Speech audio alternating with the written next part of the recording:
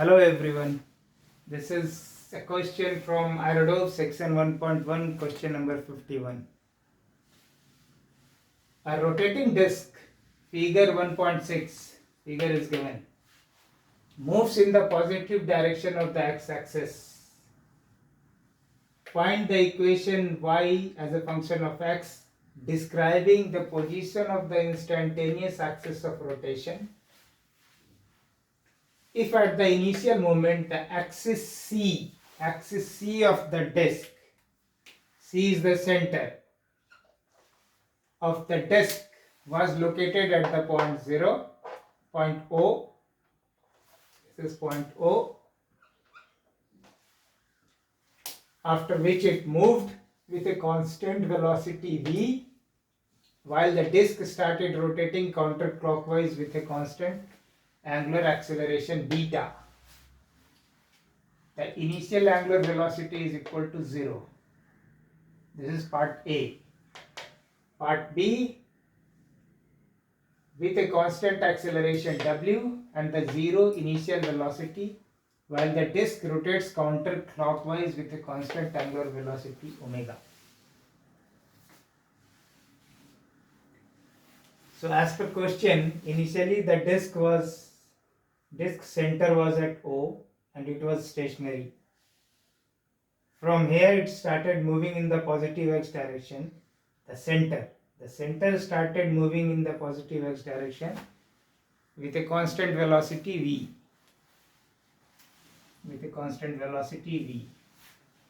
And at the same time it started rotating with a constant angular acceleration beta, and it reached to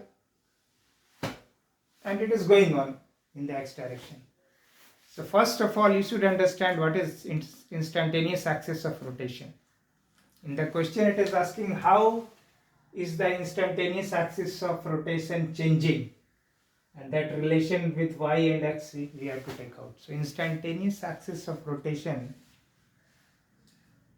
is the axis about which, when a body is moving in a plane, it's all points on the body with reference to that axis will be in pure rotation. Pure rotation means no translational motion. In pure rotation at that instant of time. So initially when it was here at O, the center was at O and it was stationary, and it started from here, rotation as well as translation movement as well as moving translationally in x direction. So its instantaneous axis of rotation was at O initially, but now so when it started moving, so it is asking now what will be the position of instantaneous axis of rotation and how it is changing with x. So let us start working on that.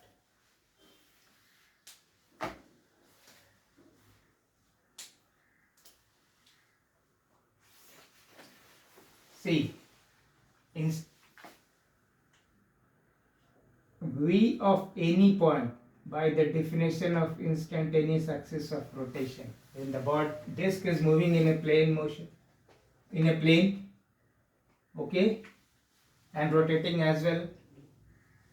So any point on the disc, if we represent a velocity vector of that point as v subscript p, that will be equal to omega about the instantaneous axis of rotation, omega I if we say, that is angular velocity with reference to the axis of instantaneous axis of rotation I cross radial vector of that point from I.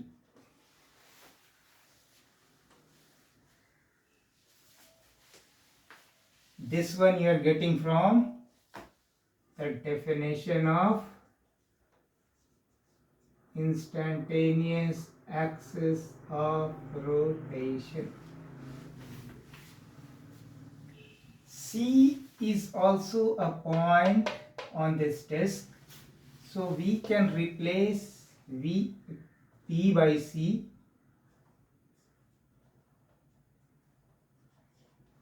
Omega will be same about the instantaneous axis of rotation. Radial vector will change, RIC. From the question, what is the velocity of C? Velocity of C is V I, because it is C is moving in with a constant velocity in x direction. Vi,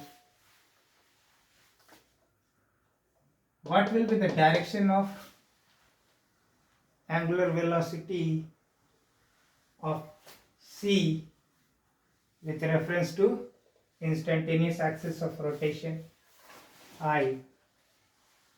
So its direction is given that it is rotating in a counterclockwise, started with a counterclockwise. So the disk is rotating this way, so omega I will be having a direction of z axis. So we can comfortably write it omega I vector k, unit vector k, RIC. The magnitude of RIC. What should be the unit vector here to make it k cross that unit vector I? So it should be minus j. So from here you got an information that instantaneous axis of rotation should be located parallel to the y-axis at that instant.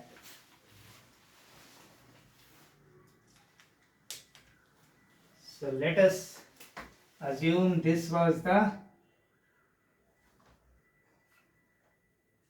I, instantaneous axis of rotation. Okay, about which the whole body is purely in rotation, whole point of the disk is purely in rotation. And this one is your RIC vector.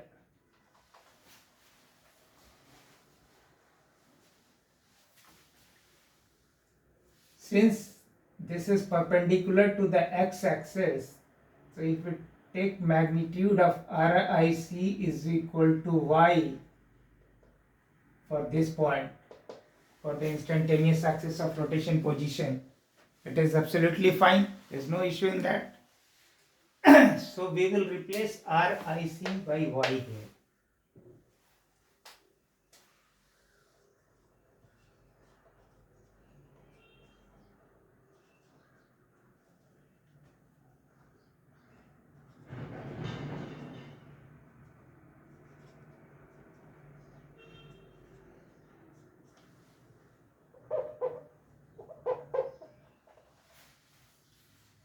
Y into minus j, right? And we take the magnitude now for the both sides. So it has become V, this become omega I, this become Y. So you got Y is equal to V by omega I.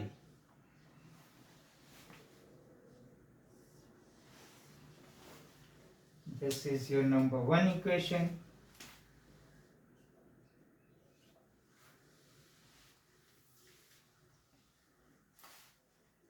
Okay. We have V is given, omega I we do not know. So we have to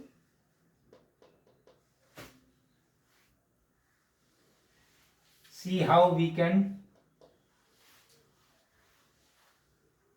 express omega I as, or how we can get the information about omega I. So let us start with your equation part A. Now let us start with part A. Part A is omega I. Okay. So at any instant of time, if we write omega I is in the z direction. Omega I naught at instantaneous means angular velocity at any instant of time about instantaneous axis of rotation. This is angular velocity of point about the instantaneous of axis of rotation at t is equal to 0 plus angular acceleration into time, right? From question it is given initial angular velocity is equal to 0, so this one is 0, so our equation has become this. We will take it here. Omega I is equal to beta t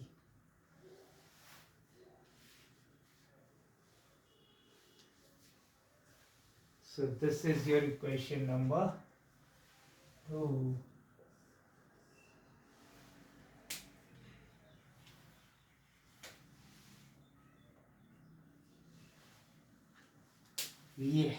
Our aim is to find a relation between y and x. So omega I in the form of t we can write from here in this equation. But t we have to eliminate. So how we can calculate t? At that time we can take that this center has moved to a distance of x, and center is moving with a constant velocity v in the positive x direction. So we know that v into t will be x. Simple. Velocity into time will be the displacement. So time will be x by v.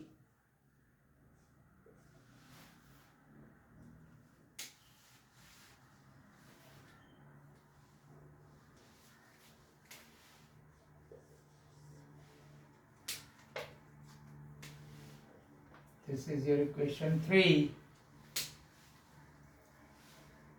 Put the value of t from 3 to 2, or you can write comparing 2 and 3. Omega I will be beta into t is equal to beta into x by v, that is beta x by v. So your omega I has become beta x by v, right? And this is your number 4 equation. Compare number 4 and number 1. You can write from 1 and 4. 1 and 4 equation. Okay. Omega I beta x by v, you can write here. Y is equal to v by omega I, that is v by beta x by v. V will go up, so v square beta x. So y is equal to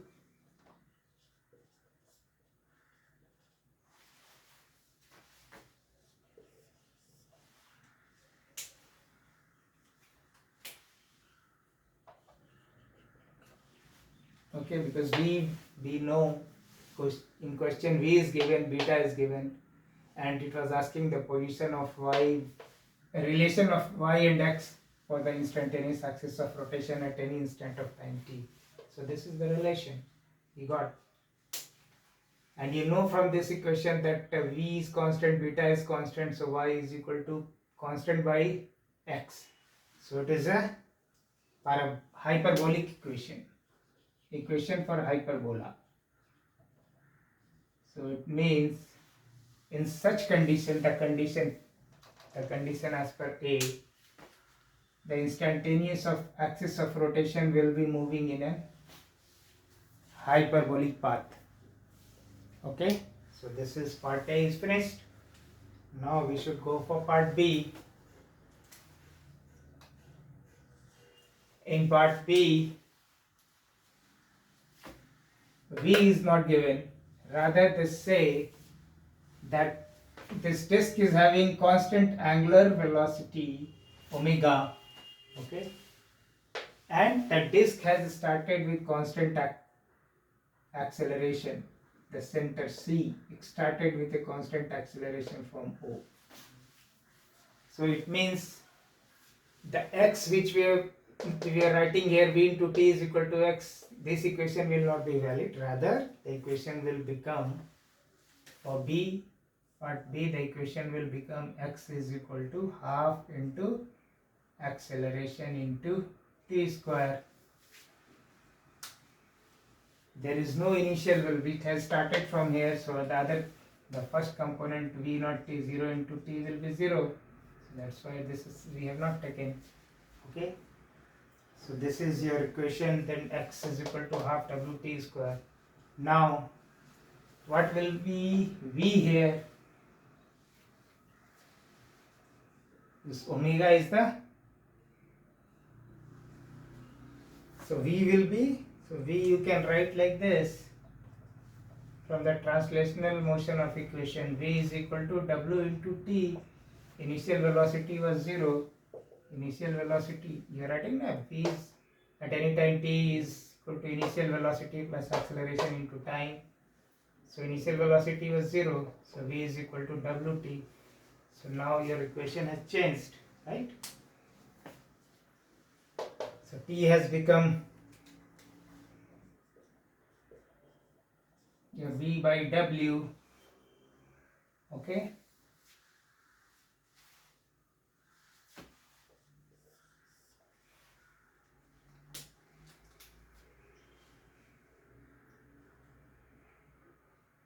And x is, and t, and you can write either, what is this equation? Let us say this equation, we should give some name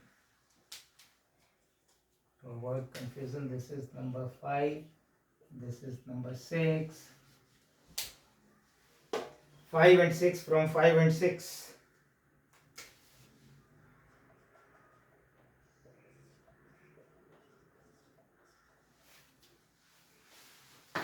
X is equal to half into wt square. Half wt square is v square w square. That is v square by 2w. This is your x. Our intention is to remove v now from here, because v we do not know, omega we know. Omega is omega given.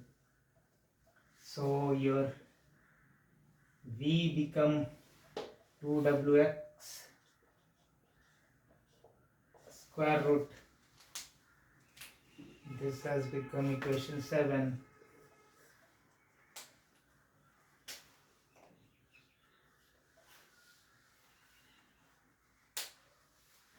Use this in equation 1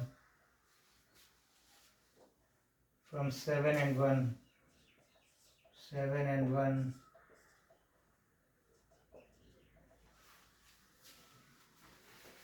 From 7 and 1, y is equal to v by omega I. Omega I is given, omega constant. V is from 7 to wx divided by omega. So y is equal to 2 into w acceleration x by omega. Your second answer is this. In the second case, the position of instantaneous acceleration will change with an expression like this, and you know that this is an equation of a parabola. So in part B, the instantaneous axis of rotation will follow a path of parabola. So this is very interesting question. Hopefully you understand it. Any issue at any place in understanding, please write in the comment box.